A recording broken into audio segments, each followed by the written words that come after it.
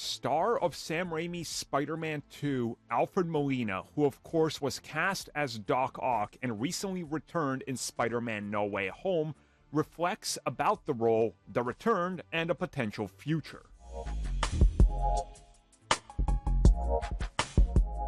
So this comes at us directly from Alfred Molina, who was recently talking about his future, his career, of course, some of the big films he's been in, such as Indiana Jones, Raiders of the Lost Ark, and of course, they eventually got to Spider-Man.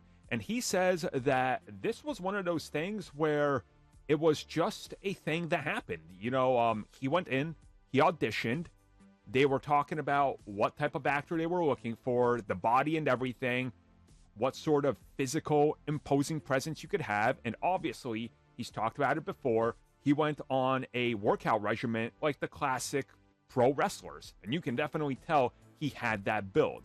He says he got to do screen tests, he got to wear like a big leather trench coat, Avi Arad was there was all sorts of things going on, and he says he didn't believe he could get it, but he went in and just swung for it. He said he delivered what he thought was the best possible performance that he could with the little he was given, and he thought he wouldn't get it.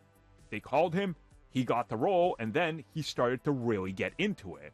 And he says he got really into it and loved what they did with the film, and that was that. His time was up.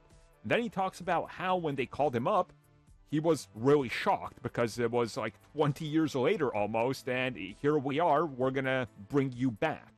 And then he went on and talked a little bit about how this return worked out, and he tells Vanity Fair that it truly felt like no time had passed. Obviously time had, but for him it was easy to get back into it. And when talking about a potential future return, he said, well, look at what we just talked about. Who thought I would return almost 2 decades later and do it again?